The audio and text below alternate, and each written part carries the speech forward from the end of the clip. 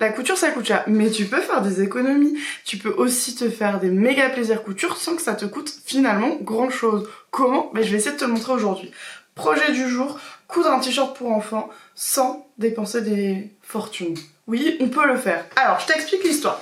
J'ai cette chute de tissu, c'est un jersey, donc c'est la matière parfaite pour faire des t-shirts. C'est un tricot élastane qui est fin et j'ai, tu vois, une chute un petit peu relou quoi. J'ai en gros tout ça d'un côté et tout ça de l'autre. Bon, on va essayer de passer un t-shirt enfant là-dedans. J'espère que ça va marcher. Et sinon, j'ai un plan B. J'ai un autre tissu.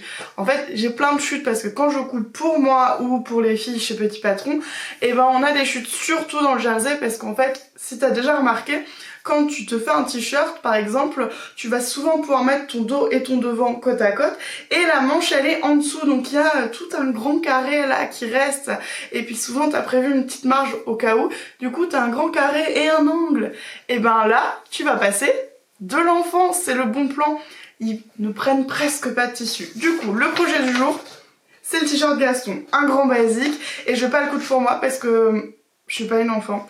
Je vais le coudre pour Clara, la fille de Noémie, parce que j'avais envie juste aujourd'hui de te prouver que des fois tu peux faire des belles économies en couture.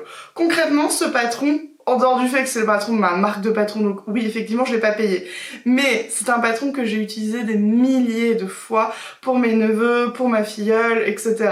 Donc c'est un patron qui est déjà rentabilisé. En fait il va du 3 au 14 ans, donc c'est le patron qui suit toute l'enfance des enfants. Tu peux le recoudre régulièrement et comme tu le vois, c'est un patron unisexe, il y a filles et garçons dedans, puisqu'en fait, ils ont une morphologie identique jusqu'à l'adolescence. Et t'as plein de déclinaisons, du coup tu peux avoir des t-shirts, manches courtes, manches longues, mais aussi des blouses et des robes. Donc ce patron, je l'ai usé et je compte bien continuer. La seule chose, c'est qu'aujourd'hui, il faut que je le recoupe. Je dois le couper parce qu'en fait, en taille 8 ans, je l'avais pas. J'ai cousu plein de tailles pour mes neveux à plein de reprises, mais pas 8 ans. Du coup, qu'est-ce que j'ai fait? J'ai fait imprimer la planche patron. Tu peux l'imprimer chez toi. Alors attends, je vais te la déplier. Tu peux évidemment imprimer ta planche chez toi si tu veux faire des économies financières. Puisque l'impression à la maison coûte vraiment pas cher. Comme tu le vois sur la planche, en fait, il n'y a pas beaucoup d'encre. Tu peux aussi imprimer en noir et blanc puisque chaque taille a son propre repère de trait. Les couleurs plus le repère de trait, c'est tout simplement pour faciliter la lecture du patron quand tu dois le couper et aider aussi ceux qui vont avoir plus de difficultés visuelles comme les daltoniens ou les personnes qui ont une vision qui est un peu réduite. On a essayé de rendre la planche patron la plus inclusive possible.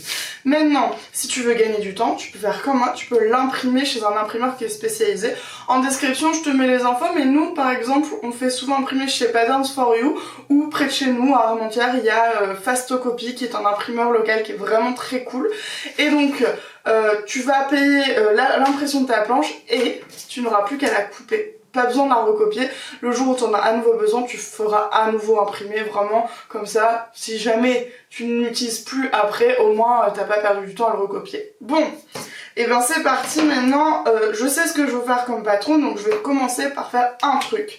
Je vais stabiloter les pièces que je dois couper. Par exemple, aujourd'hui, je fais un t-shirt. Donc, les volants qui sont pour la robe, j'en ai pas besoin. Maintenant, je veux qu'il soit entier, je fais pas la poche et je fais la manche longue si ça passe. Donc, je vais la couper et donc je stabilote ma pièce ici. Devant, bas, devant, haut. Je crois que je vais en avoir besoin pour faire mon raccord. Donc, je stabilote. Et ça, quand t'as une grande table, c'est plutôt pratique. Les volants, j'en ai toujours pas besoin. Les devants milieu, j'en aurai besoin. Les cols, j'en aurai besoin. Et les devants haut, j'en aurai besoin. Cool! J'ai que la moitié des pièces à couper.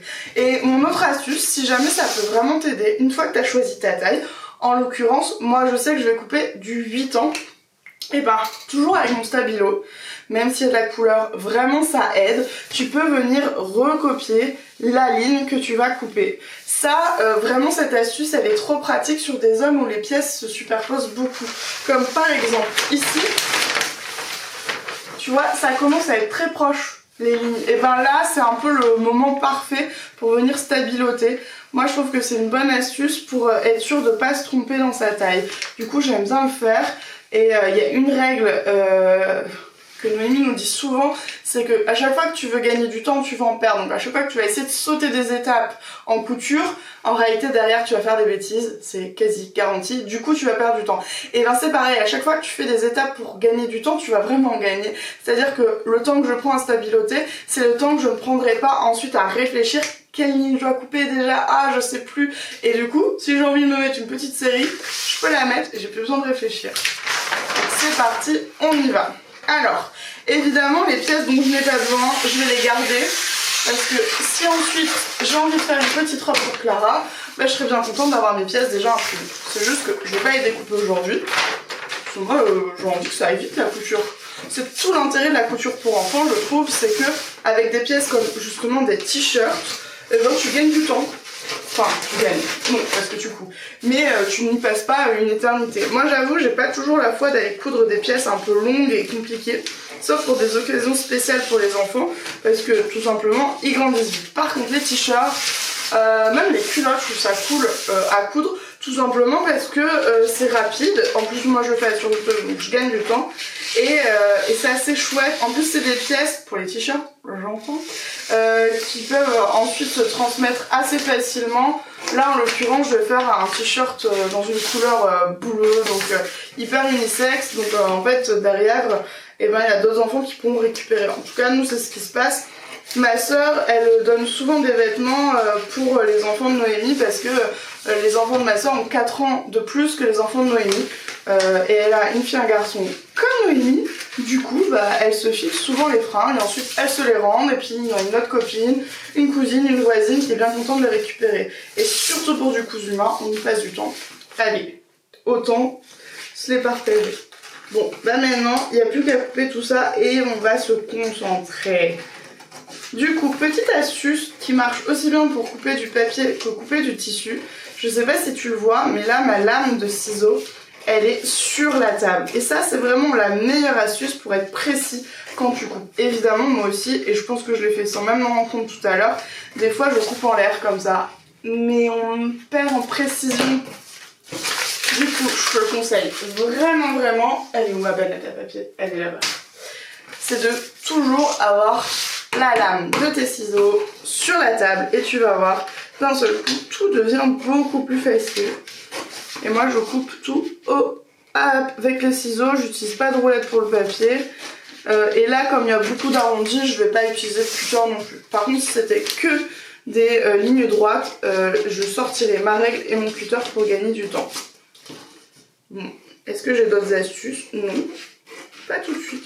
Du coup, ce que je te propose, c'est qu'on se retrouve quand j'ai fini de couper mes pièces. Allez, à tout à l'heure. Ça, c'est les pièces que je vais couper aujourd'hui, donc je mets de côté. Ça, c'est les pièces dont j'ai pas besoin aujourd'hui puisque c'est les autres déclinaisons. Ça, c'est un tube de colle. Ça, c'est une enveloppe en carton dans laquelle je vais ranger mon patron. Et ça, c'est le truc trop cool. C'est une étiquette de Petit Patron que tu obtiens à chaque fois que tu... Enfin, si tu t'inscris à un newsletter Petit Patron, tu vas la recevoir gratuitement. Elle est neutre, comme ça tu peux y mettre n'importe quel patron avec toutes les infos.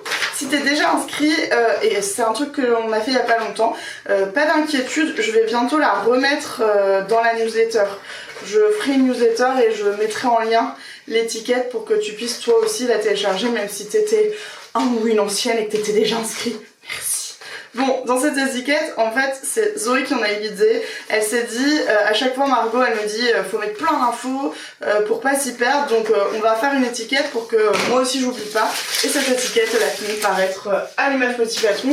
Et comme ça, eh ben, elle est pour toi. Du coup, moi je la colle sur mon enveloppe. Et si j'ai une enveloppe transparente, je la glisse sur une première page. Comme ça, je suis sûre qu'on la verra. Ça fait longtemps que j'avais pas sorti de la colle.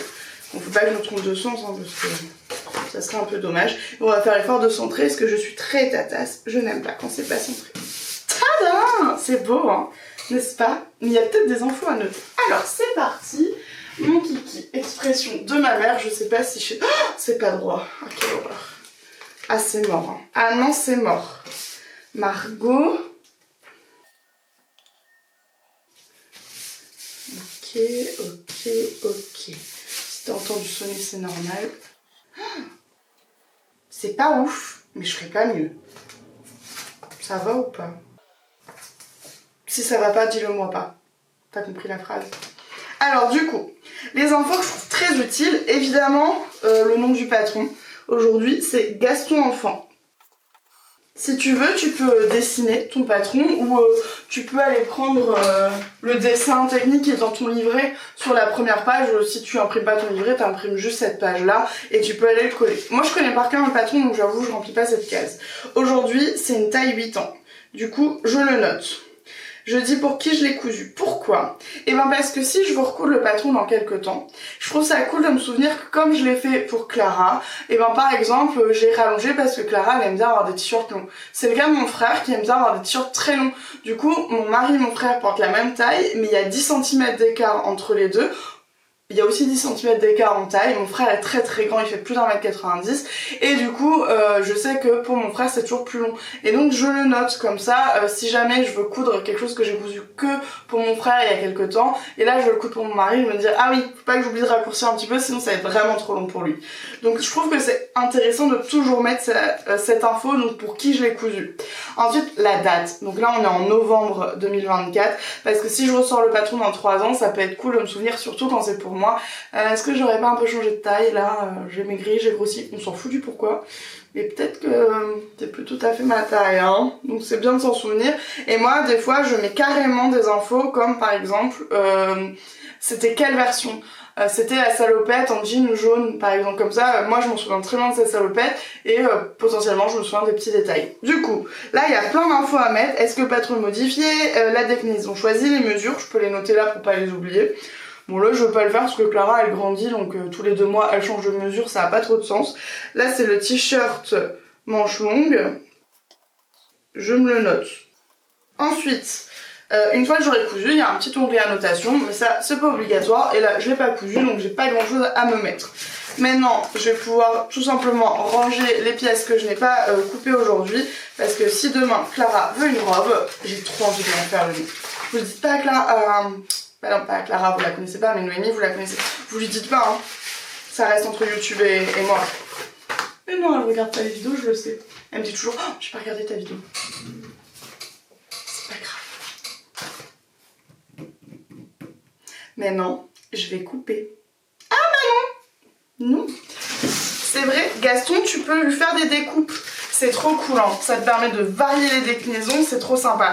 Mais du coup, je dois reconstituer le patron. Et comme je sais que c'est un truc qui te stresse, t'as le tuto dans ton livret à la fin ou en annexe, ça dépend de quelle époque t'as eu le patron. Soit c'est à la fin du livret, soit c'est un fichier à part. C'est expliqué, mais aujourd'hui, je vais te le remontrer comme ça c'est fait. On va juste changer d'angle. T'as besoin d'une règle. Idéalement, la règle japonaise, elle te fait gagner du temps. Un crayon à papier, critérium, crayon de bois, appelle-le comme tu veux. Et tu auras besoin aussi de scotch. Alors, rose, pas parce que c'est plus joli. Non, en fait, t'es pas obligé. Du coup, la manche, moi j'en ai pas besoin. Mes bordures d'encolure, j'en ai pas besoin. Voici les pièces dont j'ai besoin. Et il m'en manque une. Il y en a une qui a volé. Alors attends. Non, il m'en manque 2. Je reviens, je vais chercher mes pièces manquantes. Bien sûr que j'avais oublié de les couper. Bon. Plus sérieusement, on va séparer devant et dos. Devant, dos, dos et devant. Faudra faire la même chose avec les deux, donc moi je vais juste te montrer avec un. Donc, t'as une pièce, c'est le haut. T'as une pièce, c'est le bas. Et t'as une pièce, c'est le milieu. Ouh, cool, on est plutôt cohérent. Il faut pas les coller bord à bord parce qu'en fait là t'as tes valeurs de couture qui sont incluses. Et attention, tu vas beaucoup trop allonger ton patron. Et par exemple ici, tu viendrais rajouter 2 cm sur ton emmanchure, donc ta manche, elle passera plus. Et ça, c'est un peu chiant. Du coup, qu'est-ce que tu dois faire? Eh bien, tu dois enlever ces centimètres. Donc on va commencer très simplement. Tu vas devoir faire un trait à 1 cm sur la pièce. Là, je suis sur ma pièce du bas. Je vais faire un trait à 1 cm du bord. Et je la mets de côté. Ma pièce du milieu, je vais devoir le faire en bas aussi. Donc à 1 cm du bas, hop, je fais un tracé. Et je dois le faire en haut de la pièce parce qu'elle est au milieu. J'ai des valeurs de couture partout. Ok. Et ma pièce du haut, bah, je dois le faire juste en bas. Parce que c'est le seul endroit où je vais avoir un raccord. Et voilà. Ça, c'est fait. Maintenant, je prends ma pièce du haut et je vais plier sur cette ligne-là. Ça va me permettre d'enlever ma valeur de couture. sur ma pièce du milieu, je vais venir prendre le bord plié et le mettre contre la ligne. Et c'est ça qui est très très important, c'est de bien être contre la ligne. Et là, soit j'utilise du scotch normal, soit un scotch repositionnable. Donc il y en a chez Scotch, mais t'en as aussi avec du masking tape par exemple. Et là, je viens tout simplement raccorder mon patron. Et je te conseille de vraiment mettre du scotch partout. Laisse pas de petits trous. C'est un truc à ce que ton patron s'abîme en deux. Maintenant, sur le bas de ma pièce, qui s'est pliée, je vais plier sur la ligne. Et je vais tout simplement recommencer la même action. C'est super simple, une fois qu'on a compris la logique, et je pense que ce qui est difficile, c'est que tu ne comprends pas comment le faire, tant que tu ne sais pas pourquoi tu le fais. Et ben maintenant tu sais les valeurs de couture comme elles sont prévues, puisque tu peux faire des découpes de couleurs ou ajouter des volants, et bien tu peux du coup te retrouver avec des trop pleins de tissus. Donc là j'ai raccordé le dos de ma pièce et je vais faire exactement pareil avec ça. Et du coup, on se retrouve après.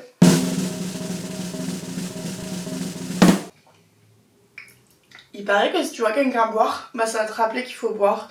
Et je suis sûre que t'as pas assez bu aujourd'hui. Parce que t'es un humain, normalement constitué. Pense à boire. Bon. Voilà la bête. Un peu froissée, on va pas se mentir. On va repasser ça. Et ça tombe que je repasse dans le vide parce que peut-être que ça ne passera pas. Parce que c'est une chute un peu compliquée. Mais j'ai envie d'y croire. Je n'ai pas fait d'estimation avant. Vraiment, je me suis dit on y va tous ensemble. Non mais ça passe en vrai. Ça va passer crème. Alors, quelles sont les bases? On repasse. Moi j'aime bien repasser plutôt sur l'envers. Première chose. Pourquoi? Parce que si mon fer est un peu sale et qu'il viendrait à crachouiller... Oh, c'est pas ton genre, hein. En fait, on a pété notre fer. On l'a fait tomber. Du coup, on utilise un vieux fer, mais il est un peu en fin de vie. On rêve d'avoir des sous pour s'en racheter. Hein. S'il y a une marque qui passe par là qui veut nous sponsoriser en fer à repasser, on est hyper dispo. Hein. On est là. Parce que vraiment, voilà quoi. Alors, bon, qu'est-ce que je peux dire sur le repassage? C'est non négociable. À chaque fois qu'on doit couper des pièces, on les repasse. Évidemment, le tissu a été lavé avant. En fait, ce tissu a servi à faire cette robe à rides que je te montre juste là. Et dans la chute aujourd'hui, on va faire un t-shirt Gaston. Et donc, avant même, si ça avait été repassé à l'époque, de toute façon, là, t'as vu la boucle que c'est, évidemment qu'il faut repasser. Mais c'est non négociable, tu repasses toujours ton tissu avant avec bien de la vapeur. Pourquoi? Parce que comme ça, t'es sûr et certain qu'il aura pris sa forme et sa taille définitive, puisque un tissu, oui, ça rétrécit au premier lavage. En fait, c'est la chaleur qui vient activer tout ça et qui va faire que tu as ton premier rétrécissage. C'est normal, faut pas dire « Oh, c'est de la merde, il a rétréci ». Non, ce qu'il faut se dire, c'est qu'il faut absolument toujours laver, repasser avant la première utilisation. Là, on va essayer d'être un petit peu... Ah, voilà. J'aime pas repasser. Bon, je suis comme toi, en fait. Ah, tu sais quoi, on va se mettre dans l'autre sens, ça va être logique. Bon, évidemment, normalement, je repasse pas ici, mais je me suis dit qu'on aurait peut-être des choses à se raconter sur le repassage. Donc, tu vois, j'ai ramené la table à repasser. Ouais, j'ai galéré. Il n'y a pas vraiment la place. Et c'est parti. Et alors, si t'es observateur et si t'es en train de coudre, là, regarde à l'écran 2 minutes, est-ce que t'as remarqué un petit truc? Je repasse pas comme ça. Je fais pas les montagnes russes. En fait, un tissu, on le repasse dans le sens de son tissage ou son tricot. Là, il y a le haut de mon tissu, là, il y a le bas parce que j'ai choisi. En fait, je vois mes côtes comme ça, donc je le repasse comme ça ou comme ça. Donc, vraiment, j'évite d'aller en travers parce que je pourrais le déformer. C'est une règle absolue qui s'applique à tous les tissus. On ne repasse pas comme ça, en travers, en biais. C'est le meilleur moyen de le détendre. Et quand tu le détends, après tu râles parce que oh mais c'est ma merde, parce qu'en fait j'ai pas réussi à mettre ma manche, c'était trop grand. Ah ouais, mais t'aurais pas un peu détendu ton tissu parce que tu l'as repassé comme un barbare? Bien sûr que je l'ai déjà fait. Ça va être... Pense-y. Bon.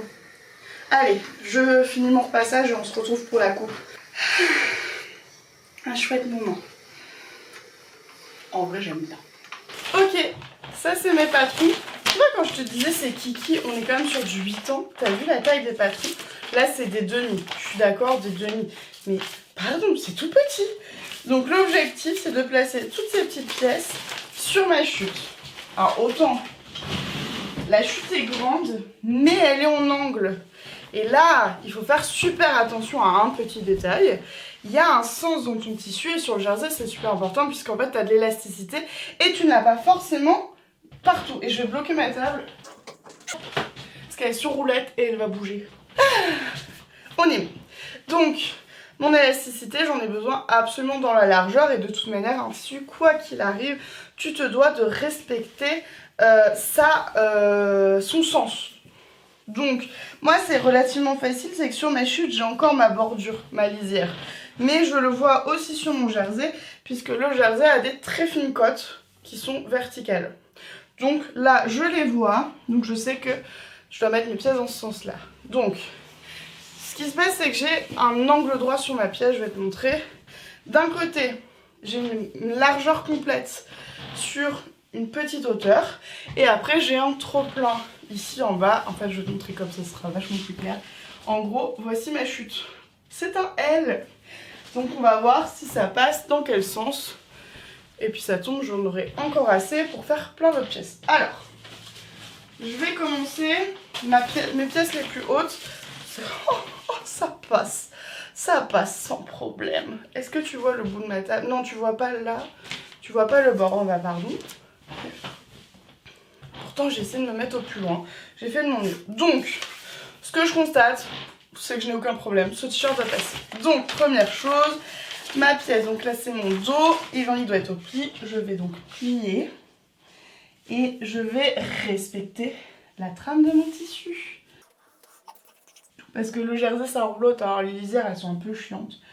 Donc, je vérifie qu'ici, je suis bien d'équerre et je suis bien pliée sur une des trames. Et pour ça, j'utilise ma règle pour bien voir. Ok. Et on va vérifier ça. Est-ce que ça passe? Ouh, ça passe quand même trop. Hop, on va essayer d'économiser. On n'est pas là pour gaspiller. On a dit qu'on voulait faire des économies. Donc moi, je considère que ce t-shirt m'a rien coûté. Pourquoi? Eh bien parce qu'on a acheté le tissu pour le premier projet, donc qui était cette robe Harry, que tu peux coudre aussi. Et forcément, il y a de la chute. On a beau essayer d'être toujours le plus possible à l'économie, il y a un moment, t'as des chutes. Donc moi, je dis toujours, dans tes chutes, c'est un peu comme du 0 €, puisque quoi qu'il arrive, tu n'avais pas d'autre choix que d'avoir cette perte de tissu, qu'on essaie toujours d'avoir au minimum, mais qui est là. Moi, je ne jette jamais mes chutes, je pense que tu fais pareil. Et on les garde pour les utiliser. Maintenant, il faut penser à les utiliser. Et justement, c'est là où faire des vêtements pour tes enfants, tes neveux, tes nièces, les enfants du voisin. C'est le moment de faire un cadeau qui va vraiment faire plaisir et qui en plus ne te coûte pas grand chose puisque tu n'as pas acheté de tissu pour ce projet.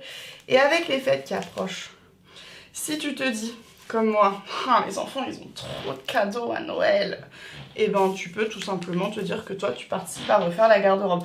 Évidemment, essayer de trouver des tissus qui vont plaire au maximum aux futurs propriétaires, c'est quand même plus chouette. Ça, je suis d'accord. Mais déjà, c'est une bonne idée, non? Qu'est-ce que j'ai pas dit avant de couper? Alors là, comme je travaille sur une chute, je vais pas placer tous mes pièces. Tu vas voir, je vais couper et je vais placer la suivante après. Je suis sûre de moi, j'ai assez pour couper, c'est pour ça que je fais comme ça.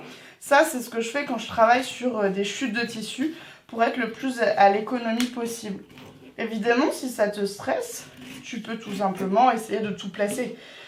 Mais comme moi, j'ai 2 pièces à couper au pli, en fait, après, je vais replier mon tissu. Et tu te souviens, tout à l'heure dans la vidéo, je t'ai dit, pour couper, l'astuce pour réussir à couper sans s'arracher les cheveux, ma lame, elle est toujours sur la table. Pour le tissu, vraiment, je ne fais pas autrement. Alors oui, si tu es à l'aise, tu peux tout à fait utiliser une roulette. Moi, j'aime bien couper avec mes ciseaux, surtout que là, ça va aller très très vite. J'enlève le surplus qui va plus me gêner qu'autre chose. J'ai une manette spéciale pour ça. Et t'oublies pas l'écran. Moi, je l'ai fait après, mais je compte sur toi. Quoi qu'il arrive, tu n'oublies pas l'écran. Et ben là, je vais recommencer exactement la même chose. Je vais essayer de froisser le moins possible mon tissu, hein, puisque déjà que je viens de le repasser et que c'est limite si ça se voit pas. Alors, on est comment? On n'est pas bon. Et là, on est comment? Oh, on est mieux.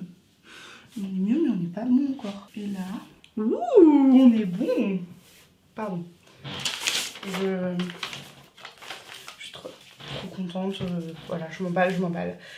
Plus sérieusement, tout à l'heure, j'avais la tête ici. Là, j'ai la tête en bas. Je peux me le permettre, mon tissu est uni, il n'a pas de sens. Par contre, quand tu as un motif, tu mets tout le temps la tête du même côté. Donc, ce que tu vas faire, comme tu as un demi, tu vas le mettre dans l'autre sens, si tu as la même configuration que moi. Et l'écran, tu as pensé avant à les retracer sur l'envers pour être sûr de ne pas les oublier. Je compte sur toi. L'écran, c'est indispensable. Vraiment, il ne faut pas faire sans.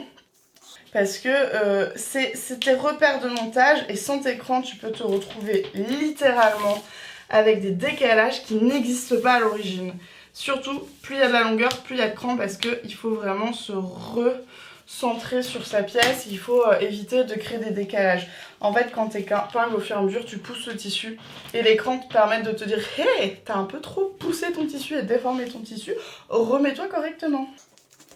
Bon, et sinon, tu me vois utiliser ce petit galet à épingle. Je le trouve génial. Ça, c'est celui de Prime, il me semble. Mais je crois que plein de marques en font maintenant. T'en auras aussi chez Bohan, chez Mediac. Et j'imagine plein d'autres marques. Mais c'est vraiment trop bien. Ça t'évite d'avoir des épingles qui se baladent partout. Et en plus, moi, j'aime pas mettre la main dans les boîtes d'épingles puisque ça pique les doigts. J'ai mieux à faire dans ma vie que me piquer les doigts. Voilà. Charbon. C'est parti. Et on n'oublie pas, on met suffisamment d'épingles, toujours sur le bord du tissu. Ça se met pas au milieu et les arrondis, on n'oublie pas. Sur ce, bah en fait, j'ai plus qu'à couper le reste. Moi, je t'ai donné plein d'astuces là pour la coupe de ton tissu. Ce que je te propose, c'est qu'on se retrouve après. Je suis sûre que j'aurai d'autres trucs à te raconter sur la couture. Comme par exemple, et si aujourd'hui, on prenait ce temps pour désacraliser un peu la surjeteuse, pour lui dire qu'on l'aime, qu'on l'accepte comme elle est, et que non, ce n'est pas notre ennemi. Non, ce n'est pas notre ennemi. Et on va parler lamellette aussi. Allez, à tout de suite. Eh, ça a passé large, hein. Franchement, j'aurais pu lui faire une robe. Ce serait passé, je pense. Je suis à deux doigts de regretter, mais en même temps, il aurait fallu que je place mes pièces autrement, donc c'est trop tard. Mais ça va, on a assez de tissu pour me dire que je pourrais lui faire une robe après. Faut que j'aille voir dans nos jerseys à motifs s'il n'y a pas un truc un peu hyper kiki. Bon, du coup, cette chute n'est toujours pas finie. Faudra que je lui trouve un autre projet. Je pensais qu'on en avait fini, toi et moi, mais non. Mais c'est pas grave. Je t'aime quand même. Je t'accepte comme tu es. Là, je voudrais te parler du sujet épineux. L'écran. L'écran. C'est important de les faire, l'écran. Ça va te donner des repères. Là, sur mon encolure, le devant et le dos, quand même, déjà, c'est un premier repère qui n'est pas à négliger. Franchement, tu verras quand on va le coudre, c'est vraiment plus simple. Alors là, j'ai désépinglé parce que j'ai utilisé une méthode non conventionnelle pour couper. Du coup, je te la partage pas puisque c'est pas bien. Mais c'est pas grave. Je me concentre et j'y arrive. Mais ne fais pas comme moi. Oh bah c'est surtout qu'en plus je me suis plantée. J'avais oublié de couper sur une... Tu sais, j'ai pas fait le stabilo tout à l'heure. Et ben bim. Et ben voilà. J'ai pas coupé le côté de ma pièce. Donc elle est trop longue. Je me disais bien, mais punaise, elle est grande en proportion à l'autre là. Ben voilà. Là je donne des astuces, je les suis pas. Et après j'en fais les frais. Faites ce que je dis, pas ce que je fais. Je suis la reine. Bref, on reprend là où les choses deviennent concrètes. La manche, elle a des crans. Et en fait, tu as un cran pour le dos, deux crans pour le devant. Ça te permet de très rapidement, t'en veux pas, de retrouver la manche droite et la manche gauche. Parce que si tu te trompes et que tu couds ta manche droite sur l'emmanchure gauche, qu'est-ce qui va se passer? Ta manche va partir vers l'arrière comme ça. Et quand tu vas l'enfiler, tu vas y arriver, puis elle sera comme ça, genre, oh, je suis pas bien. Et toi, tu vas dire, oh, il est pas confort ce t-shirt. Sauf que c'est de ta faute. T'as pas mis l'écran. Du coup, je compte sur toi. Et alors, dernière astuce, je suis la queen pour oublier. Je le fais une fois sur 10. Pourtant, c'est indispensable. Je suis d'accord. Noémie me fait les gros yeux quand elle s'en rend compte. Donc là, je vais être une bonne élève.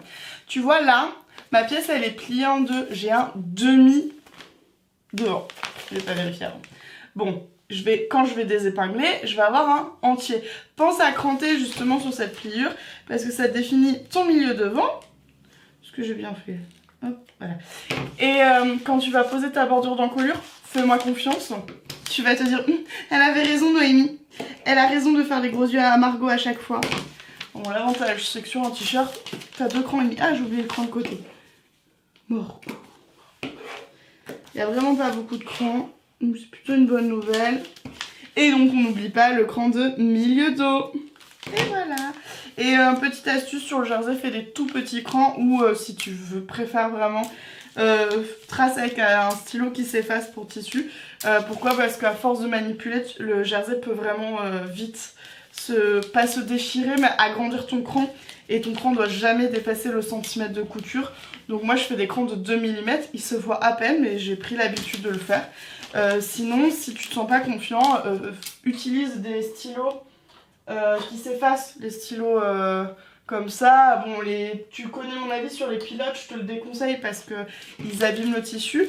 Il y a de la craie tailleur, il y a plein d'options très très pratiques, mais fais très attention à ça. Sur ce, je vais commencer à coudre, mais du coup, qu'est-ce que je dois faire? Enfiler. Je vais coudre à la surjeteuse parce que j'en ai une, mais tu peux coudre à la machine à coudre, il n'y a aucun problème. C'est un engagement petit patron. En fait, on sait très bien que tu n'as pas forcément de surjeteuse, ça n'est pas indispensable. C'est super la surjeteuse, mais c'est pas indispensable si tu l'utilises qu'une fois par an. Là, elle te sert pas à grand chose. Donc, tu peux le faire à la machine à coudre. Dans ce cas-là, tu penses bien à utiliser une aiguille jersey et un point stretch. Tu regardes sur ta notice comment l'activer si tu ne sais pas le faire. À la surjeteuse, t'as pas grand-chose à faire à part enfiler. Et oui, on va y arriver.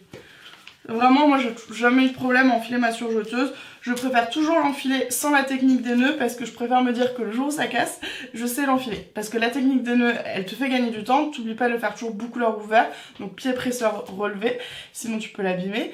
Mais le problème, c'est que le jour où le fil casse, ce qui arrive souvent sur une surjeteuse, tu vas passer 2 heures à te souvenir comment l'enfiler. Et franchement, t'as envie d'y passer 2 heures. Alors que si tu l'enfiles régulièrement, que tu t'en souviens, non, tu ne vas pas t'arracher les cheveux parce que tu vas te dire je sais le faire. Donc c'est parti, elle est en rouge ma surjeteuse, ça va pas aller. On va regarder ça. Salut. Coucou. Tout ça c'est mes fils de surjeteuse. Oui, alors est-ce que je me sers de toutes ces couleurs parce que tu vois la boîte est grande? Non, ça n'arrive jamais. Mais bon, je me suis dit... Non, en vrai, des fois je trouve des connes comme ça chez Noz et je me dis, ils sont pas chers, ça peut être pratique, donc on y va. Là, ma surjeteuse, elle est en rouge. Mon tissu, il est bleu, mais c'est bleu lavande. Donc, quelle est la meilleure couleur? Sachons que sur une surjeteuse, tu vas te détendre, puisqu'en fait, toutes les coutures de ta surjeteuse ne seront pas visibles à l'extérieur. C'est-à-dire que tu ne fais pas de surpiqûre à la surjeteuse. Donc, si t'as pas la bonne couleur, tu prends une couleur qui est la plus proche. Ça peut être du gris, du blanc, du noir, enfin tu choisis. Bon là on est d'accord, je vais pas prendre rose, je vais pas prendre vert non plus. Du coup j'ai une option sur du blanc, qui se voit quand même beaucoup. Parce qu'après j'ai du bleu, mais il est très foncé, je ne lui trouve aucun intérêt. Et il y a un plan, est-ce que j'en ai? Oui, tout au fond de la boîte. Oh génial. Allez bon, au cas où je sors mes blancs, bah non c'est la dèche en blanc. Hein. Et hop, je fais une plongée au cœur de ma boîte. Allez. Bonjour. Ça c'est quoi? Ça c'est gris foncé. Oh, c'est vous qui m'intéressez là. Dites-moi gris. Il paraît, c'est une astuce que je connaissais pas. Quand t'as pas la bonne couleur, prends du gris. Oui. Bah en tout cas là, le blanc je pense qu'il va être beaucoup trop... il est fort quand même. Il ressort fort le blanc, oui. Il ressort très très fort le blanc. Tu vois? Non tu vois pas, bah non parce que je te montre mal. Voilà, le blanc c'est un peu fort. Du coup, on part sur du gris. Donc je suis ravie, il faut aller foutre le bordel dans la boîte. J'espère que j'en ai 4 des gris, sinon je prendrai une. Oui. Nono, j'ai foutu le bordel. pas m'engueuler. Hein. C'est pour le bien du t-shirt de ta fille.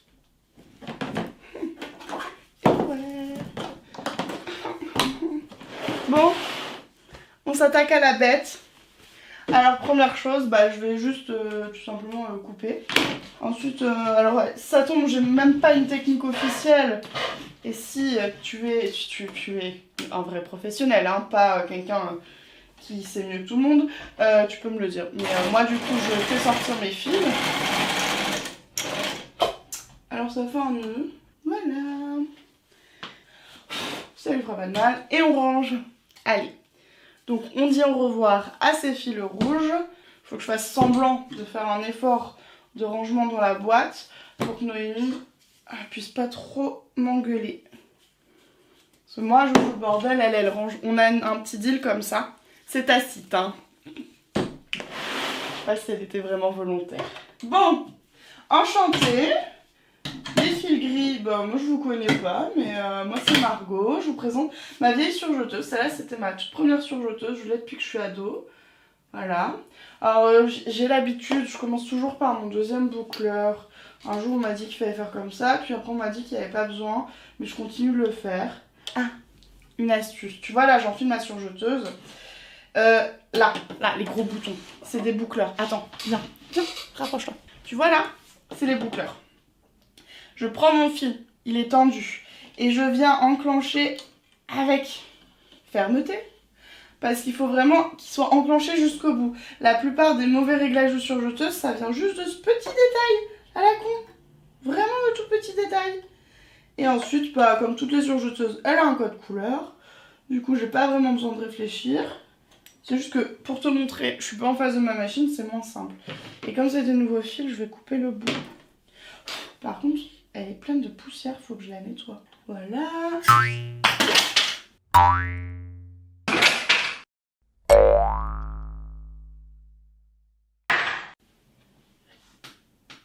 J'allais te dire, ce petit truc, faut pas le perdre. Bah, je l'ai. T'as vu où il était parti, toi? Moi, non. J'ai fermé les yeux. Ah, faut pas le perdre. Il te sert à enfiler ta machine, en fait, à aller chercher les fils quand ils sont au fin fond là-bas. Même si je veux pas des très gros doigts, j'arrive pas à y aller. Donc, ne le perds pas, donc tu vois, nous on le laisse accrocher ici. Et tu le prends avec plus de délicatesse que moi et ça se passera excessivement bien.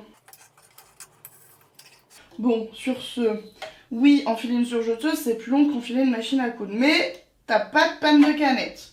Faut toujours aller ouvrir un moment son bras extérieur là pour aller chercher les derniers crans qui se trouvent bien loin. Hop, voilà, on coupe l'extrémité. Et pourquoi tu t'es désenfilé? Oh mince, je t'ai pas enfilé sur le bon crochet. Pardon. Elle fait des vidéos et elle est pas concentrée. Après les gens ils vont me dire non mais regarde t'as passé un temps fou à enfiler ta surjeteuse. Mais c'est juste parce que j'étais pas concentrée. Tu vois ce que je veux dire? Ma petite Toyota. Tout du troisième coup. Et voilà. Bien sûr que j'ai pas fini. J'en ai fini avec ce qu'on appelle les boucleurs. C'est les fils qui font les boucles. Maintenant je vais enfiler mes aiguilles. Et oui, il y a des aiguilles spéciales pour surjeteuses. C'est écrit, alors moi j'ai un code quelque part, je crois que c'est sur le côté. Et c'est écrit dans ma notice quelle est la référence compatible avec la surjeteuse. En gros, il y a deux grandes références compatibles. Ah, c'est dur d'enfiler quand t'es pas en face. Et par contre, enfiler du gris, c'est plus dur parce que comme tout le mécanisme, moi, chez moi, il est gris, là, une couleur métal, je vois moins les fils que d'habitude. Hein. Faut brancher ses yeux. Puis du haut de mon grand âge... Non, je déconne. Je sais que je suis pas si vieille que ça. Si tu te demandes, j'ai 34 ans, bien tassé. Et c'est juste que j'ai jamais rien vu, moi j'ai toujours été bigleuse. C'est la nature qui m'a fait comme ça. J'ai aucun bon sens dans l'ordre dans lequel je passe mes fils. Je termine par le plus chiant. C'est un peu long? Oui, pour moi. Je ne vois rien. Normalement je mets une lampe. Ah là là. J'ai jamais mis autant de temps à enfiler ma surjeteuse que le jour où j'ai décidé de prouver au monde que non, c'était pas long en fait. Me fais pas de crasse. Et voilà. Bon. Qu'est-ce qui se passe? Est-ce que je me mets à coudre maintenant? Bien sûr que non. Je tu le sais que si t'as juste loupé un truc à un moment, elle va peut-être pas bien partir. Donc tu prends ta chute, tu sais celle que t'as achetée, tu retournes la chercher dans la poubelle. On fait tout ça. Pas besoin qu'elle soit aussi grande. Bon, concrètement, mon tissu, je vais le couper en deux. Enfin, je vais coudre 2 épaisseurs ensemble. Donc ma chute, je la plie en 2. C'est une vraie aide. Je tiens mes fils sans tirer dessus. Je les tiens, mais je tire pas dessus. J'inspire et je me dis ça va bien se passer. S'il te plaît. Non, ça c'est pas bien passé. Mais moi je vais pas te mentir. Elle doit partir en révision, la dame. Je pense que ça fait quelques années quand même là qu'on l'a pas révisée. Voilà, j'en étais sûre. J'ai un pauvre fil qui est sorti. Et la dame, elle va vraiment faire ce que tu crois qu'elle va faire. J'ai pas meilleure astuce que... Quand ta surjeteuse, bon voilà, là j'avais mal enfilé sur un boucleur. Moi je repars de zéro. Oui c'est long, mais j'ai remarqué que quand tu refais l'enfilage du début, après ça marche. Quand tu essaies de juste remettre le fil qui a bugué, ça veut pas. Donc voilà. Bon sur ce, je te propose qu'on se retrouve après que j'ai réenfilé ma surjeteuse. Elle est en ce moment, moi elle me fait des caprices, mais c'est de ma faute. Je l'ai pas envoyée en révision. Et oui, une machine ça se révise à minima tous les 2 ans. Tu me crois si en fait je t'ai oublié, j'ai enfilé ma surjeteuse juste une fois et en fait c'est parti direct nickel et j'ai pas filmé. Moi je voulais te prouver mais oh bah voilà, là le point il est beau. Alors donc à quoi je reconnais que mon point est beau. C'est quoi, regarde, on va enlever les fils du départ là parce que eux ils sont pas mis en chaînette. Déjà mon point il est plat. C'est une bonne nouvelle. Il est régulier et je vois pas d'endroit qui tire plus qu'un autre. Si tu regardes, je vais essayer de te montrer, je sais pas s'il fait bien le focus. Coucou, fais le focus. Donc, mon point, il grille pas, il part pas de travers. Et le dernier test qui est le plus important, on va le faire en direct. Quand je tire, est-ce que la couture s'ouvre? Non. Si la couture s'ouvre pas, je vois pas les fils apparaître. C'est que c'est bon, c'est réglé. Si ils sont trop distendus, quand tu tournes, tu vois, les fils ils font comme ça. Je sais, je connais. C'est probablement que tu as mal enclenché dans tes boucleurs. Ou que tu utilises la surjeteuse de Lidl. Celle-là, elle est super capricieuse, je sais. Elle est chiante. Bon, j'ai fait mes essais. Je peux coudre. Sauf que là, c'est l'heure du goûter. Du coup, bah, tu sais ce qu'on va faire? On va faire une pause. Oui! Et on va se rappeler une chose, la couture ça doit être un plaisir. Ne te force pas à coudre pendant des heures si c'est pas ton truc, si ça fait monter ton stress. Donc, moi j'ai envie d'une pause. Je te dis à tout de suite, à plus tard. Enfin, tout de suite dans la vidéo, plus tard dans la vraie vie. Et je suis de retour. Ouh! Attends, je vais bloquer la table. Alors, pour toi il s'est passé un quart de seconde, pour moi il s'est passé 24 heures. Du coup, j'ai changé de vêtements, mais je suis toujours la même et je porte toujours du Gaston. C'est juste pas la même découpe parce qu'en fait, je sais pas si je te l'ai dit, hein, mais le patron Gaston, c'est aussi un patron pour adultes. Et les enfants comme les adultes, bah, on peut se faire plaisir avec plein de déclinaisons, en blouse, en robe, en t-shirt. Et du coup, bah, moi je me suis fait plaisir et j'ai plein de robes différentes à partir du patron Gaston. Du coup, voilà, c'est du jour. Hop, coucou. Sur ce, est-ce qu'il serait pas temps de commencer à coudre? Ouais. Alors, ça, t'as compris ce que c'était? C'est un petit ruban en caoutchouc transparent qui s'appelle de la laminette ou je crois que certains l'appellent le lastin pour la version transparente. J'espère ne pas dire de bêtises. Ce petit truc là, en fait, ça permet de renforcer les coutures. Tout ton t-shirt ou toute ta robe, tout le poids se repose sur tes épaules. Si t'as pas envie que ton tissu ne s'abîme avec le temps parce que le poids, le jersey c'est pas léger, hein, à force, ça pourrait en fait tout simplement se déchirer ici. Et si tu regardes dans tes vêtements du commerce, il y en a toujours sur les épaules et il peut y en avoir sur l'encolure dos, ça dépend. Moi aujourd'hui, je vais bien en mettre et je vais bien en mettre sur mes épaules parce que je trouve que c'est hyper important. J'ai envie que tout simplement le t-shirt bah, il dure dans le temps, surtout avec des enfants.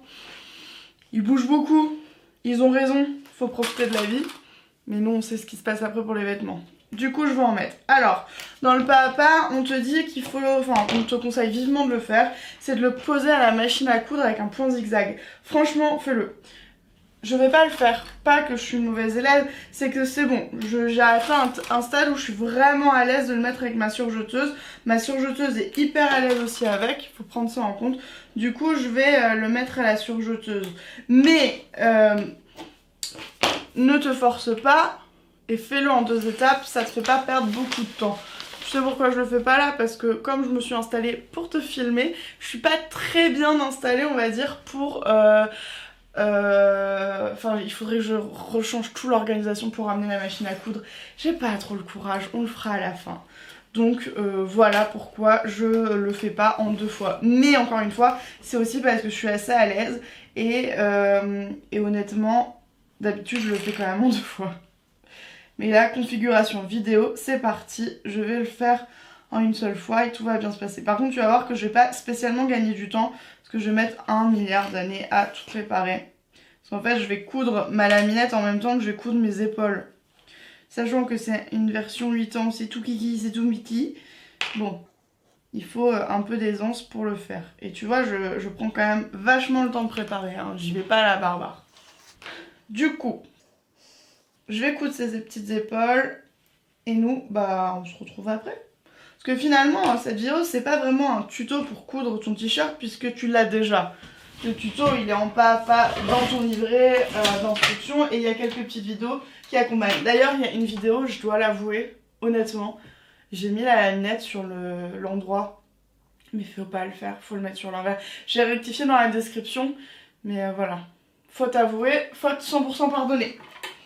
C'est parti!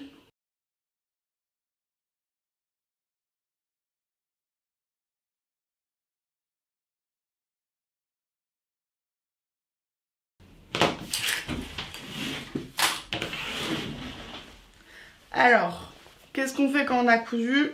Eh ben, on vérifie que notre couture est bien. Ouais! Et on va repasser, ok? Faut que j'aille même le faire à repasser, mais on n'oublie pas de repasser. Chaque couture, vraiment, ça change tout le rendu final. Si tu repasses après chaque couture, évidemment, ton fer, tu le mets à la bonne température pour l'adapter à ton tissu. Bon, je vais installer mon fer. Ok, bon, encore une fois, je suis en configuration de tournage et non pas... confort de madame à repasser, mais franchement je pense que c'est plus sympa quand même pour toi, pour bien voir un peu ce que je fais, même si c'est pas un tuto. Du coup j'ai sorti, en fait ça c'est un tapis de repassage chez Cricut. Il est génial, vraiment, de tous ceux que j'ai testés, celui-là il est génial. Et en fait moi j'aime bien, je l'utilise très souvent pour ne pas avoir à aller à la table à repasser. D'habitude je mets le mini fer, mais là j'ai avec mon gros fer à côté, donc j'ai gardé le gros fer. Et du coup ça me permet de pouvoir repasser sans devoir changer de pièce puisque ma taille à repasser n'est pas ici. Et est-ce que tu sais aussi pourquoi on te dit toujours de repasser quand c'est des coutures à la surjeteuse? Parce que tu as remarqué, elle gondole et c'est pas un problème de réglage, sauf si c'est vraiment une grande catastrophe, mais si ça gondole, et je te le remontrerai après, c'est la surjeteuse en fait qui, au moment où elle coud, elle va créer ce mouvement sur ton tissu.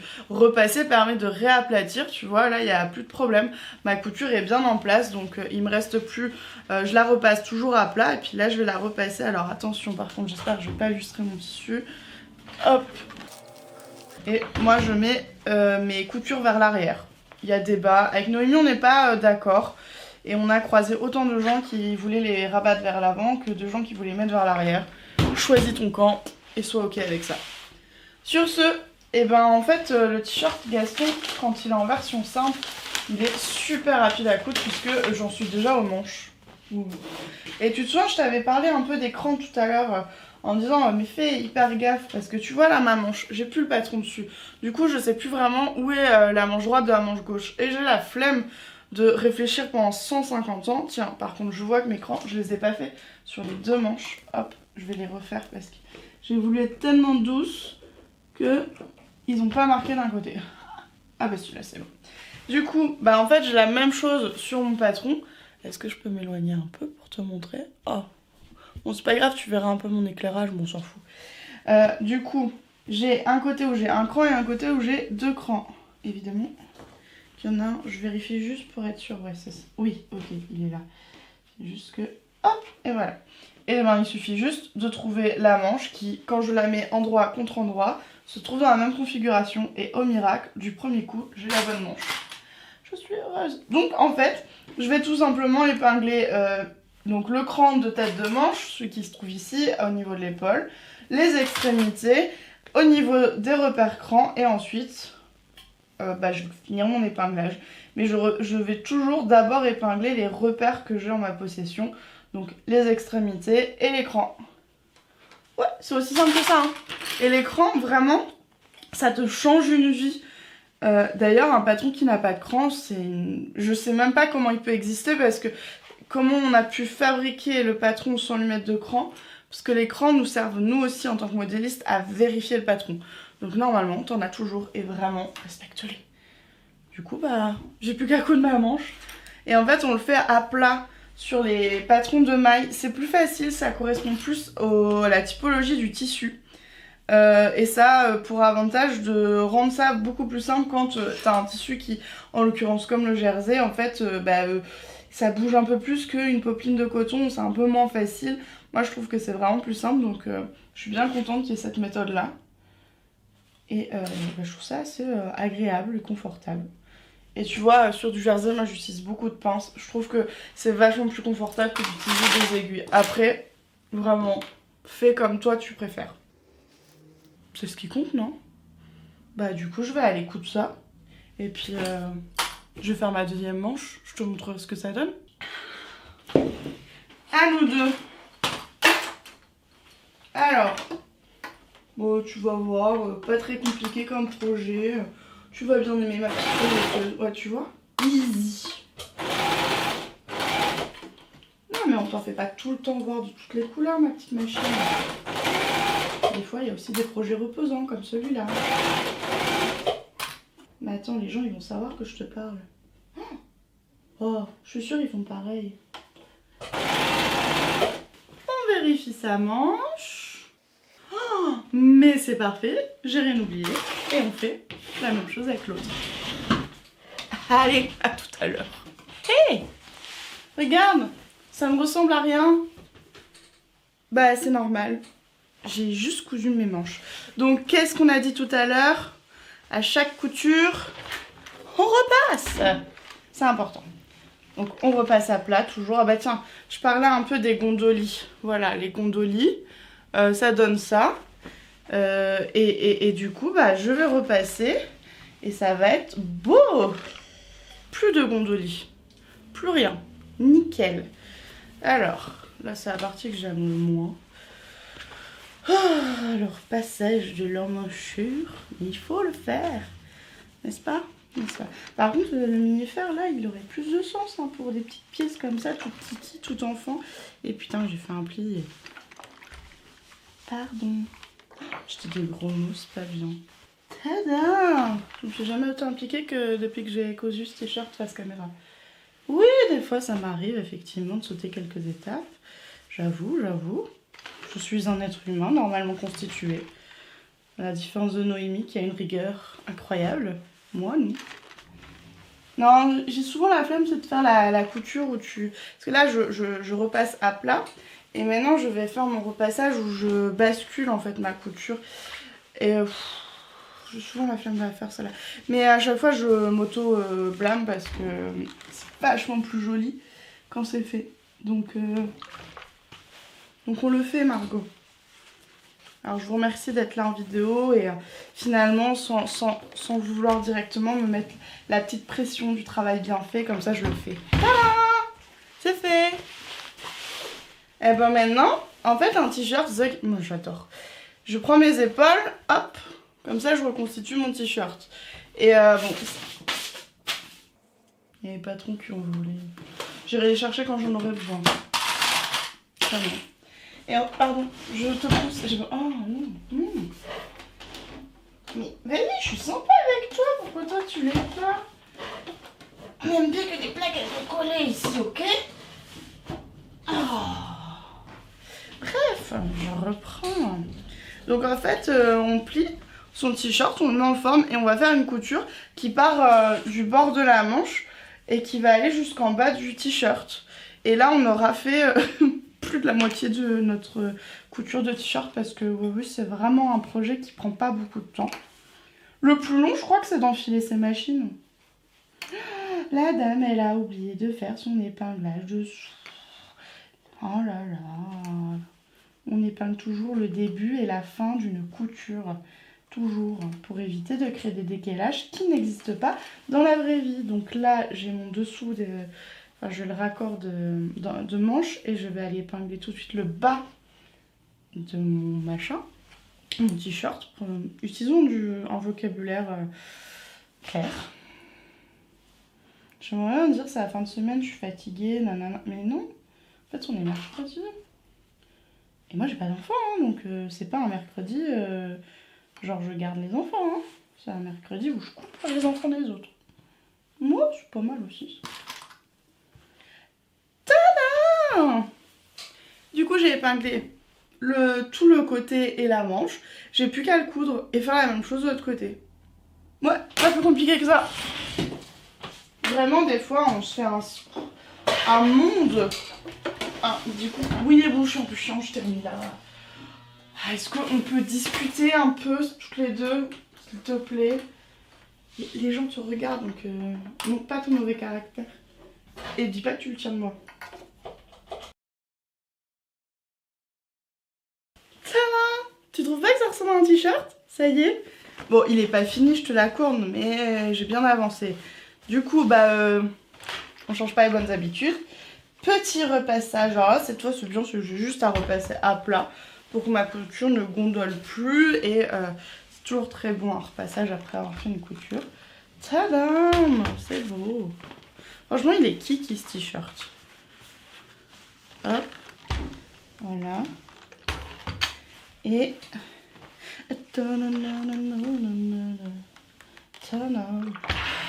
ok. Mon t-shirt, pour le moment, je le mets de côté. Mais ça va pas durer très longtemps, hein, cette histoire-là. Hop. Je m'attaque à la bête noire de beaucoup de gens. J'entends. Clairement, j'entends.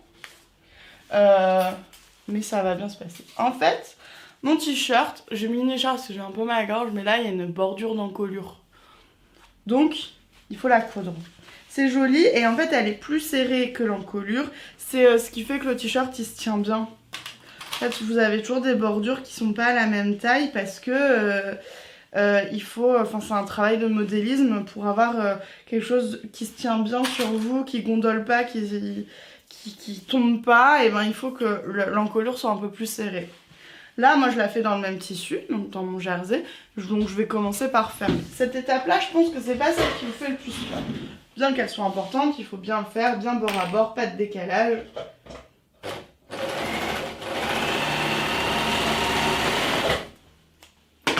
Et moi j'aime bien le dire quand je discute avec des gens de ça, si ça vous stresse trop pour cette étape, si vous utilisez la surjeteuse et que d'un coup là toi tu te sens hyper stressé de le faire à la surjeteuse, bah c'est ok, fais-le à la machine, passe à la machine juste pour cette étape.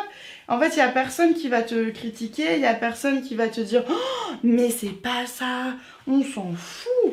Vraiment si ça te détend. Moi j'en connais plein qui le font. Hop, ça c'est pour pas perdre les patrons. Parce que je vais m'en resservir. J'ai fait mon repassage. Et donc maintenant je vais en fait plier ma bande en deux, envers contre envers. Et moi je la prépare déjà comme ça. Hop. Avec mes épingles. Et oui, tu vois, je laisse ma chaînette parce que à la surjeteuse, on peut pas faire de point d'arrêt. Donc, tu laisses de la chaînette dépasser. Donc, la chaînette, c'est le point de ta surjeteuse. Ça, tu peux le faire à la surjeteuse.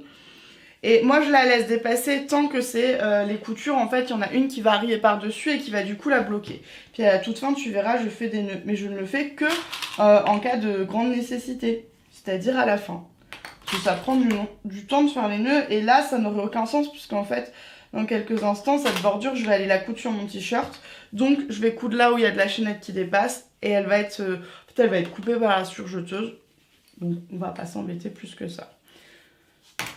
Je continue de bien épingler. Et tu vois, c'est ce que je disais au début de la vidéo. C'est hyper important de prendre le temps de préparer.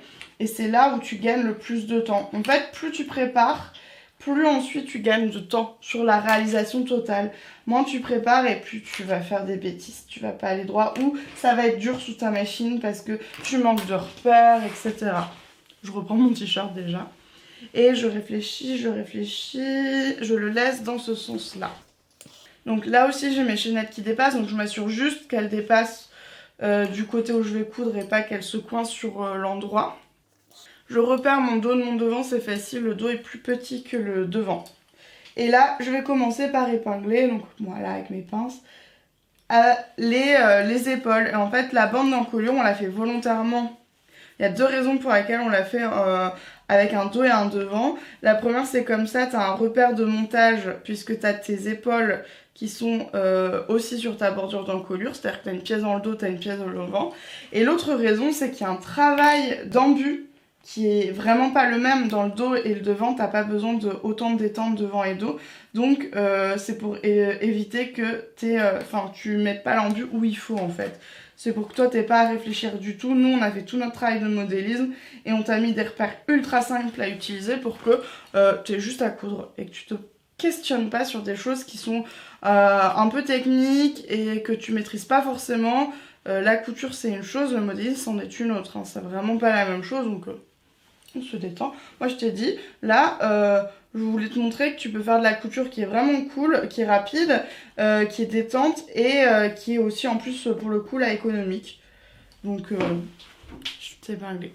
C'est cette couture là qui fait peur parce que t'as une petite bordure d'encolure, elle est pas large, je comprends, il faut aller hyper droit. Si t'es pas à l'aise avec ta surjeteuse, passe à la machine, tu le fais au point stretch avec ta machine et si tu veux une bonne finition, une belle finition comme sur ta surjeteuse, mais tu repasses après la surjeteuse. Ta couture étant déjà faite, là tu vas être beaucoup moins stressé d'avoir des pièces qui bougent, etc. Tu peux aussi ne pas le faire parce qu'il n'y a pas vraiment besoin de le faire, mais tu te mets pas la pression. Si t'as qu'une machine à coudre, ce débat n'est pas le tien. Tant mieux. Et là on se concentre. Et alors, bon, t'es un peu loin, mais je vais quand même te l'expliquer. Quand on est dans un arrondi, enfin dans un cercle, en fait, tu rentres ton tissu, il a un peu de travers et tout de suite tu dois basculer pour pouvoir faire l'arrondi, pour la rentrée. Moi, c'est pas évident à expliquer ça. Je trouve ça plus simple à montrer, mais là en l'occurrence, t'es un peu loin de moi. Du coup, moi je rentre toujours sur l'envers parce que je me dis que si jamais je suis pas, si je n'ai pas été ultra propre, on verra moins l'envers que l'endroit. Ce qui est important quand tu utilises ta surjeteuse, c'est que toi, tu es bien conscience de où se trouve le couteau, donc la pièce qui va couper le tissu, pour que tu sois bien au bon endroit au moment où tu vas du coup coudre et couper, et là en l'occurrence rentrer dans ton arrondi. Elle a un peu claqué parce qu'on est passé sur plusieurs épaisseurs de couture, j'étais sur une épaule.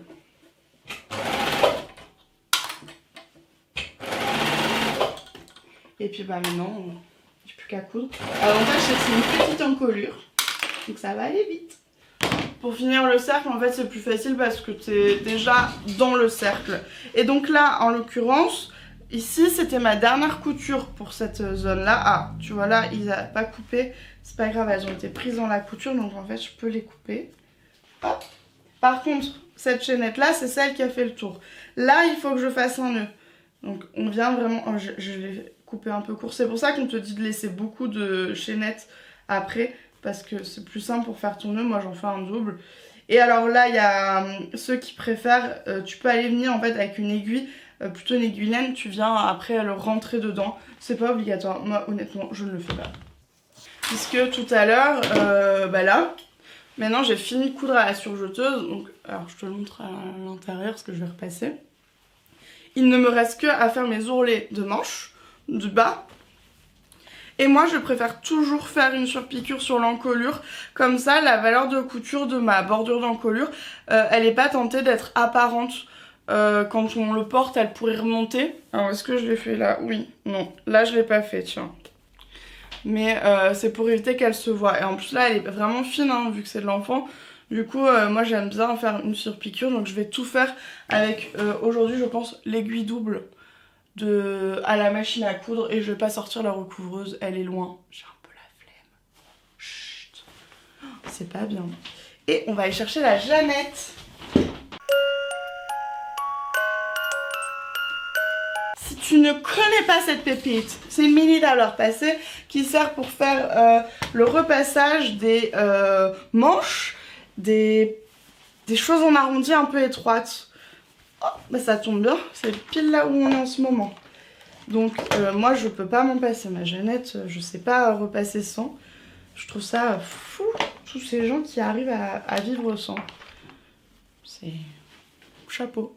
Elle vient de Leclerc, hein. Ça se trouve hyper facilement, hein. C'est un truc, la plupart de nos grands-mères et mamans en ont, nous on en avait une, donc c'est vraiment pas un truc, c'est pas une invention de la couture. Hop, je vais passer sur l'endroit. Il est temps de retourner. Oh, c'est tout le kiki. C'est pas ma taille. Pas l'habitude, moi. Je fais pas de vêtements à mes animaux, donc pas l'habitude.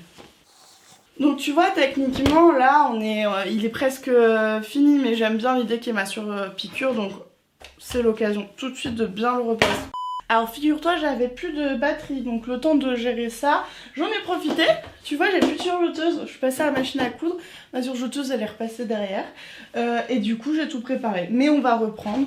Donc là, je te disais que j'allais m'attaquer aux ourlets.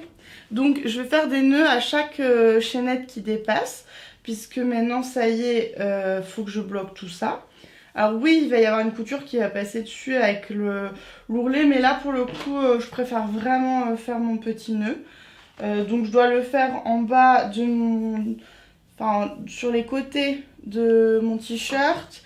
Je dois le faire sur les manches. Donc ça va aller vite, il y en a 4 en tout à faire. Et moi j'avoue, oui, je ne les rentre pas. Est-ce qu'on lance le débat? Non. Est-ce qu'on rappelle que chacun peut aussi faire comme il veut et en assumer chaque conséquence? Sachant que là, il n'y en a pas. Ok. Du coup, petit nœud prêt. Moi, sur de la maille, j'aime bien préparer mes ourlets. C'est-à-dire les repasser. Pourquoi? Eh bien, parce que je trouve qu'ensuite, c'est plus facile. Plus tu prépares, plus la couture d'après est facile. En ourlet, c'est quand même une couture qui va être visible. Donc, j'ai remis sur l'envers pour pouvoir facilement rabattre. Donc là, en fait, soit tu es à l'aise et tu le fais à l'œil parce que tu es à l'aise, soit tu utilises une règle, donc soit une règle classique, soit les fameuses petites réglettes à ourlet. Mais tu vérifies tes mesures. Hop! Ta ta ta ta ta. Alors je l'ai fait un peu plus... Normalement, il faut moins rabattre que ça sur les manches. Mais je sais que... Hop, Clara, elle aura pas besoin de manches. Déjà, je pense qu'elles vont être trop longues. Mais bon, elle est pas à côté de moi. J'ai envie de te montrer le t-shirt fini. Du coup, je vais quand même lui faire les ourlets. Puis au pire, on reprendra, on lui fera essayer. Et on reprendra. Hop! Donc je fais ça sur mes 2 manches. Et c'est la vie.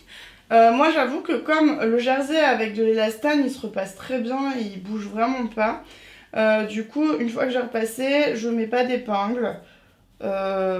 Libre à toi de faire comme tu veux. Faut être à l'aise, quoi. Moi, j'aime bien dire, il n'y a jamais trop d'épingles. Vaut mieux trop que pas assez. Enfin, tu vois, tu les connais, les expressions, je pense. Hein. Donc, hop. Et je finirai en disant tout simplement que chaque fois que tu prends une décision, il y aura des conséquences, bonnes ou mauvaises. Hein. Et le plus important, c'est que tu sois en accord avec ça. Hop. Par contre, le bas, on va voir si je l'épingle ou pas. Et en fait, ça vient avec le temps, hein, ce qu'on appelle l'œil, les valeurs de couture à l'œil, ça vient vraiment avec le temps. C'est un peu comme on voit souvent sur les réseaux, les trends là où il y a quelqu'un qui demande à tous les coiffeurs d'une équipe de, sans voir les millimètres, de mesurer 5 cm et ils sont souvent très très proches. Et plus ils ont de l'expérience et plus ils sont juste, bah, c'est exactement pareil dans le modélisme. Et la couture, en fait, ça vient vraiment avec le temps. Donc, on panique pas. Alors là, c'est très long parce que j'ai pas sorti ma table à repasser. Je l'ai rangée là. Donc, je le fais à la Jeannette. Autant sur les manches, c'était pratique. Autant là, c'est un peu long, mais c'est pas grave. Je pourrais... Ouais, non, j'ai flemme d'aller plus loin. Hop. J'ai créé un petit écart, mais ça, c'est de ma faute. Bouh! Voilà, ça arrive à tout le monde. Et oui, et moi je te conseille en tissu un jersey avec de l'élastane. Vraiment, beaucoup plus facile à coudre, surtout quand tu es plutôt débutant. Plus confort pour les enfants. En fait, l'élastane, ça rajoute de l'élasticité à ton tissu. Et aussi, le tissu ne va pas se détendre. Un jersey 100% coton, par exemple, va se détendre. Et j'ai fini de repasser. Va se détendre au fur et à mesure de la journée parce que la chaleur va faire que la fibre se détend. Je vais aller éteindre mon fer, ça n'a rien qui fonctionne encore. Et je vais aller équiper la machine, donc on va en discuter. J'étais un peu rapprochée, du coup j'ai coupé ma tête, mais on s'en fout, hein. Donc du coup, tu as plein d'options possibles. Tu peux le faire normalement ta machine à coudre, toujours avec ton aiguille jersey, ton fil polyester et le point stretch. Moi pour les ourlets, je trouve ça beaucoup plus joli quand il y a la double surpiqûre que j'ai partout sur mes vêtements. Tu peux la faire de deux manières, avec ta machine à coudre et ce qu'on appelle une aiguille double, comme moi, ou avec une recouvreuse qui est une machine qui vient compléter la surjeteuse et qui ne fait que les surpiqûres. Parce que la surjeteuse elle ne sait que assembler et la recouvreuse elle ne fait que les surpiqûres. Donc en fait on a besoin des deux. Tu vas te dire mais quel est l'intérêt si t'as une machine à coudre? En fait la machine à coudre à la base elle est pas faite pour le jersey. Du coup aujourd'hui ils te proposent des alternatives comme celles qu'on va utiliser aujourd'hui. Mais elles sont un peu moins quali et moins durables honnêtement que le travail que va te faire une surjeteuse et une recouvreuse. Donc techniquement j'ai une recouvreuse, je pourrais la sortir mais elle est pas dans cette pièce là, elle est loin. On est encore en train de s'installer dans ces bureaux là. J'ai la flemme de l'enfiler juste pour 3 coutures, je t'avoue qu'aller la chercher... Bon, du coup, je me dis que c'est aussi l'occasion de te montrer que on peut le faire, avoir quand même des beaux résultats avec une machine à coudre.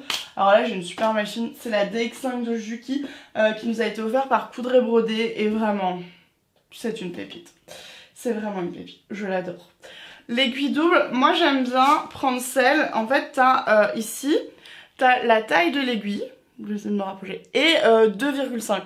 2,5 c'est l'écart entre les deux aiguilles. Je trouve que le 2,5 c'est le meilleur parce que plus il est grand, plus ta double surpiqûre elle est large et du coup sur de l'enfant ça peut être un peu trop large et je trouve que ça crée vachement ce boudin. Et justement c'est là que c'est intéressant, si tu trouves que c'est pas joli ce boudin, c'est là que toi t'as peut-être besoin d'une recouvreuse. Parce que ton aiguille double, elle fait vraiment ce qu'elle peut mais c'est une machine à coudre. C'est pas une recouvreuse, elle a pas tout ce qu'il faut pour parfaitement aplatir des coutures qui sont très larges. Donc c'est pour ça que c'est plus joli à la recouvreuse. Là, je l'ai fait à la recouvreuse, ma manche. Je vais te montrer de très près en essayant d'avoir une mise au point. Je sais pas si tu le vois, il n'y a pas de bourrelet. Il y a un risque qu'on en ait un là, je peux pas le promettre, mais on va voir. Pour le reste, quand tu veux coudre à l'aiguille double, il te faut 2 bobines de fil. Alors, les couleurs, tu fais ce que tu veux. Mais par contre, ça doit être exactement la même qualité. Là, c'est la même marque, c'est la même référence.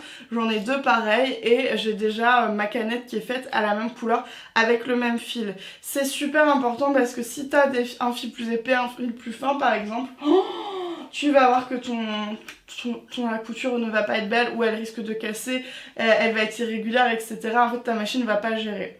Ensuite, il faut que ta machine soit compatible aiguille double, ça veut dire qu'elle doit avoir un embout pour mettre une deuxième bobine, puisque tu vas mettre ta première bobine comme d'habitude, et souvent c'est un peu plus haut, moi c'est, voilà, la première est là, la deuxième est là, voilà, c'est la seule différence. Et du coup, évidemment, il faut un deuxième bloqueur. Alors, est-ce qu'il est là ou est-ce qu'il est derrière? Il est derrière. Non, il est là. Tadam! Ok. Après, moi, je l'enfile en faisant passer mes 2 fils d'un coup. Je prends mes 2 fils dans la main et je fais en une seule fois le trajet pour les 2 fils. Je m'assure juste qu'ils accrochent pas, qu'ils sont bien passés partout. Et après, j'identifie celui qui est à droite, celui qui est à gauche, et puis j'enfile sur mon aiguille. Mais on va rire, j'ai pas encore mis mon aiguille, donc je vais pas aller très loin. Et en fait, ce qui est trop bien avec une machine à coudre haut de gamme, c'est que tu as vraiment tous les outils qui sont prévus de base. Bon, là, je ne vais pas parler de choses très compliquées. Genre l'outil pour pouvoir mettre ton aiguille. Et en fait, dans le petit boîtier qui se trouve ici, donc c'est le compartiment pour ranger tes accessoires. Moi, j'ai un étage et tout a été prévu pour que tout soit rangé. Du coup, tout est accessible en 2 secondes. Tu ne dois pas fouiller dans le bac en vrac. C'est ces petits trucs-là qui font que tu apprécies ta machine haut de gamme. Hop, je vais aller enfiler Donc là, je passe mon aiguille, je la presserre à la main et je viens la bloquer avec mon outil qui me sert pour être sûr qu'elle soit bien verrouillée. C'est un peu comme dans le bricolage. Ok, maintenant je peux passer mes 2 fils. Alors comme d'habitude, moi je coupe toujours mes extrémités pour être sûr que mes fils ne sont pas effilochés au bout parce que ça rend, je trouve, l'enfilage dans le chat de l'aiguille galère. Et on y va, je vais l'allumer pour avoir de la lumière. 1 et 2. Alors du coup, ton enfile-aiguille ne fonctionne pas quand on a un sur ça, mais tu peux utiliser un enfile-aiguille manuel. Et là, il me reste juste une dernière étape, c'est d'aller mettre la bonne canette, puisque là, elle est enfilée en rouge. Tu te doutes bien, vu que tout à l'heure, tu as vu ma surjeteuse en rouge. J'ai fait du rouge. Et je suis prête. Parce que cette machine-là, tu n'as même pas besoin d'aller chercher ton fil, elle le fait tout seul. Oh, tu fais tout toute seule. On n'oublie pas de s'hydrater. Et puis bah là, c'est parti. Alors, quand tu fais... moi, j'enlève le bras libre pour être beaucoup plus à l'aise dans mes coutures de cercle. Je vais repasser mon t-shirt sur l'endroit. Hop. Et effectivement, quand tu fais ton ourlet, que ce soit un ourlet classique ou là à l'aiguille double, tu travailles sur l'endroit. Si ça te stresse parce que il faut être quand même régulier hein, dans sa couture, etc., tu peux utiliser quelque chose comme de la crétailleur. J'ai plein d'outils de crétailleur différents. Ça, c'est un distributeur de crétailleur en poudre qui te fait un trait assez fin. Ça, c'est une vieille crétailleur qui est un peu vécue, classique. C'est les moins chers, elle coûte quelques centimes, celle-là. J'en ai d'autres par ici. Ça, c'est un autre distributeur. Comme ça. Et ils sont mes critériums. Ah bah, j'en ai perdu la moitié. Bon, ils doivent être... Ah voilà, j'en ai un là, par exemple. Ça, c'est comme un gros critérium de crétailleur. Bon, sur ma main, ça se verra moins. Et j'en ai un fin, donc ça, c'est celui de Prime et ça, c'est celui de Bohan.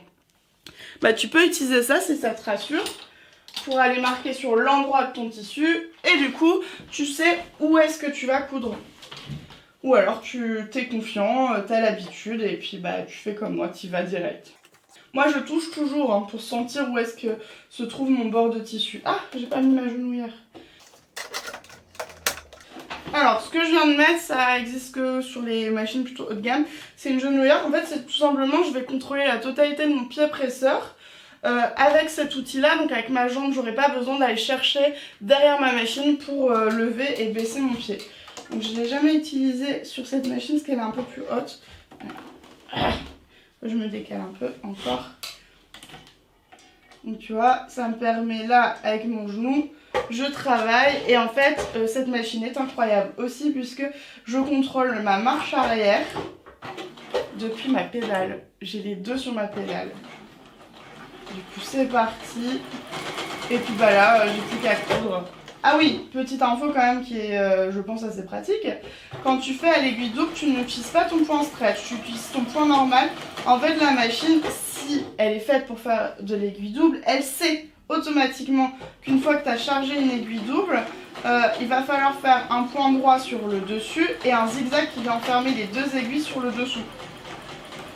En fait, elles sont déjà configurées pour ça, elles reconnaissent, donc tu te tracasses pas, elle saura le faire.